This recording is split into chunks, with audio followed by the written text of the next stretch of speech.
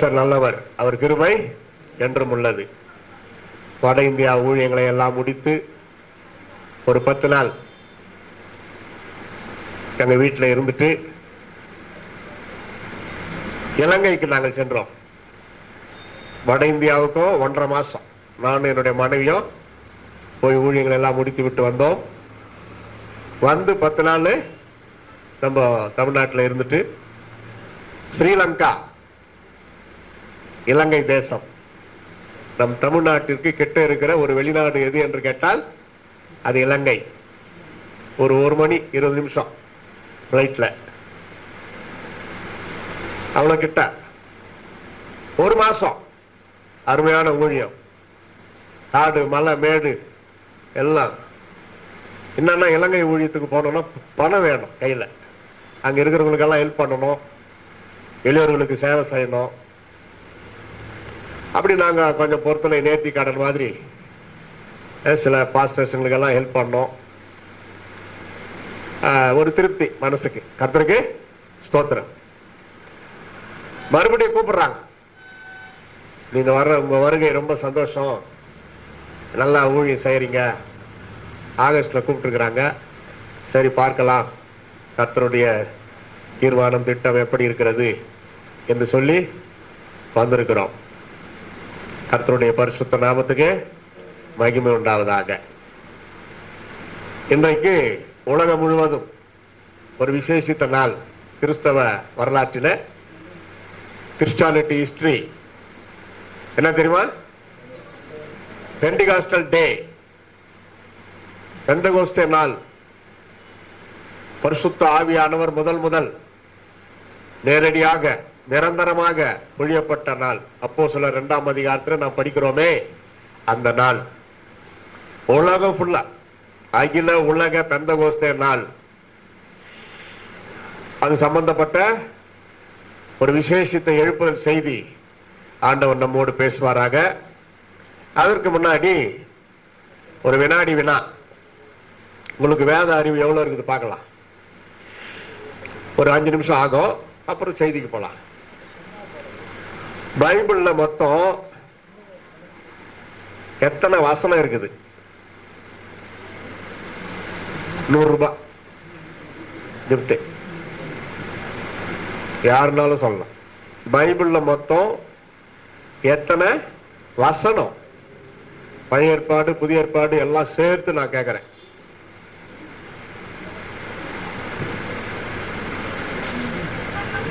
எப்படி? 100 ரூபாய் காட்டுமா? வச்சுக்கிறோம் பைபிள்லே.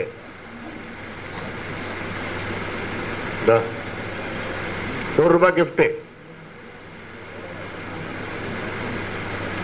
1 நிமிஷம் டைம் தட்டா கன்சல்ட் பண்றீங்களா? பக்கத்தில் அக்கம் பக்கம் கூகுள் எல்லாம் போட்டு பார்த்து சொல்லப்படாது. நீங்களா யோசிக்கணும். தப்புன்னு காட்டிடும். போனுக்கு நேற்று திருட்டுத்தனமா நியாயமா உழைக்கணும், நியாயமா உழைச்சு சம்பாதிக்கணும்.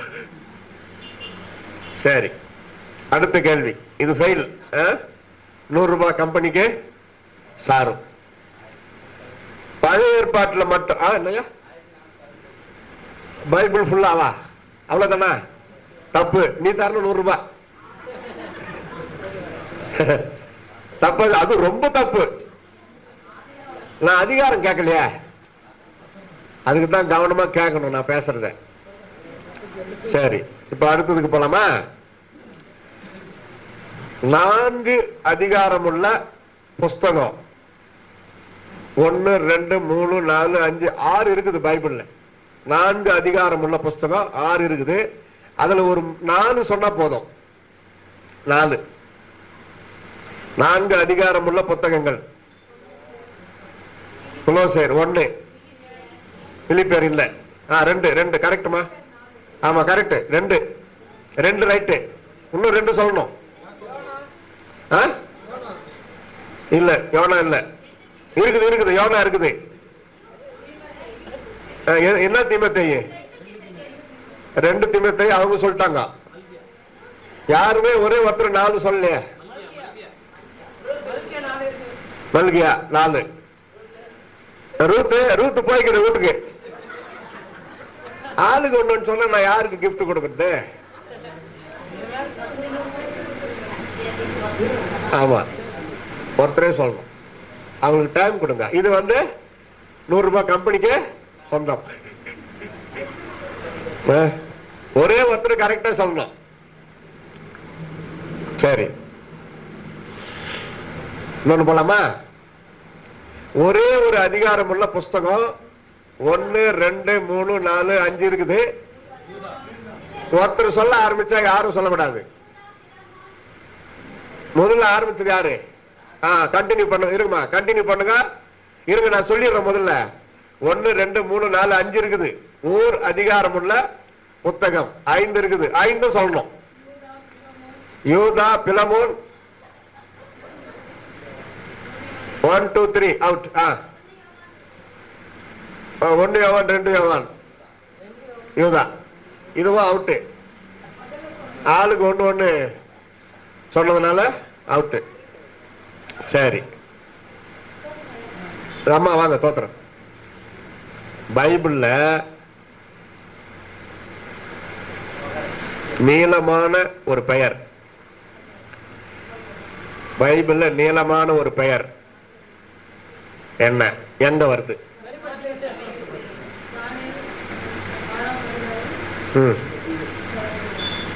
தானியேல் 6 அதிகாரம். நீளமான பெயர்.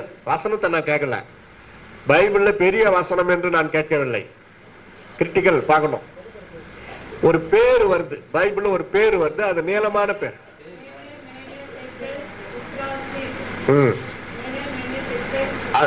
அது அந்த எழுத்து மட்டும் கூட்டுங்க. இங்க நான் பைபிள் இங்கே பதிக்கப்பட்டிருக்கிற பேரு கூட்டி பாருங்க. ஏசாயா 8:1 எது அதிகமாக பார்ப்போம். இதுல ஏசாயா 8:1 பதித்திருக்கிறார்கள். பைபிள்ல நீளமான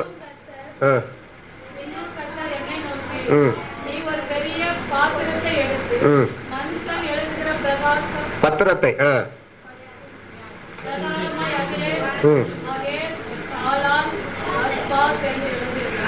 அது மொத்தம் எத்தனை எழுத்து?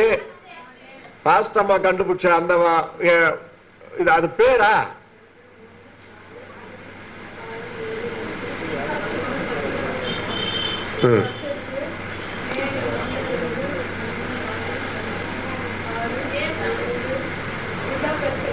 எது? அது பேர் இல்லையா? பேர் தானே நான் கேட்டேன், வார்த்தையை கேட்கல. நீளமான பெயர். அது வந்து ஆண்டவர் எழுதுறாரு. அது யாருடைய பெயர்? வெர்பு. இது ஏசாயா 8:1 ஒருத்தருடைய பேர். அது பாருங்க என்னது? தட்ஸ் அது ஒரு பேரு. சரி, பழைய ஏற்பாட்டுல எத்தனை வசனம்? பழைய ஏற்பாட்டுல எத்தனை வசனம் இப்படி இருக்குது? அதாவது பக்தி மட்டும் போதாது, பிரியமானவர்களே, பக்தி மட்டும் போதாது, அறிவும் வேத அறிவு. சரி, நான் சொல்லிடுறேன். குறிச்சுங்க, பேனா பென்சில் இருந்தா. என்னது? எனக்கு கேட்கல அப்படியெல்லாம் சொல்லக்கூடாது. முதல்ல இருந்து போலாம். பேசிக். வேதாகமத்தில் மொத்தம் 2 பகுதி. பழைய ஏற்பாடு, புதிய புத்தகங்கள் 66. பழைய ஏற்பாடு 39, புதிய ஏற்பாடு 27. மொத்த அதிகாரங்கள் 1189. பழைய ஏற்பாட்டில் 929 அதிகாரம், புதிய ஏற்பாட்டில் 260. வேதாகமத்தில் வசனங்கள் மொத்தம் எண்ணிக்கை 31,107. பழைய ஏற்பாட்டில் 23,151. புதிய ஏற்பாட்டில் 7,956. பைபிளே நீளமான பெயர் ஏசாயா 8:1. பைபிளே பெரிய வசனம் தானியேல் 5:23. சிறிய வசனம் யோவான் 11:35. இயேசு கண்ணீர் விட்டார். வேதாகமத்தின் மையத்தில் உள்ள வசனம் இப்படி ரெண்டா பிரிச்சு சென்ட்ரல்ல வர்ற வசனம் 118:8. 118:8. பைபிள்லே பெரிய சங்கீதம் 119. இதுக்கு துட்டு கிடையாது. சிறிய சங்கீதம் 117. ஒரே ஒரு அதிகாரமுள்ள புத்தகங்கள் ஒபதியா, பிலெமோன், 2 யோவான், 3 யோவான், யூதா. 2 அதிகாரமுள்ள புத்தகம் ஆகாய். 3 அதிகாரமுள்ள புத்தகங்கள் யோவேல், நாகூம், ஆபகுக், செப்பனியா, 2 தெசலோனிக்கேயர், தீத்து, 2 பேதுரு. 4 அதிகாரமுள்ள புத்தகங்களின் பெயர்கள் ரூத்து, யோனா, மல்கியா, பிலிப்பியர், கொலோசையர், 2 தீமோத்தேயு. 5 அதிகாரமுள்ள புத்தகங்கள் புலம்பல், 1 தெசலோனிக்கேயர், யாக்கோபு, 1 பேதுரு, 1 யோவான். இப்படி வேதத்தை நாம் அறிந்து வைத்திருக்க வேண்டும். அல்லேலூயா. அப்படியெல்லாம் தேறினவர்களாய் கர்த்தருடைய பிள்ளைகள் வேத வசனத்தில் தேறினவர்களாய் இருக்கும்படிக்கு நான் விரும்புகிறேன்றார் பவுல் அப்போஸ்தலன். அப்படி ஒரு நிருபத்தில் எழுதுறார்.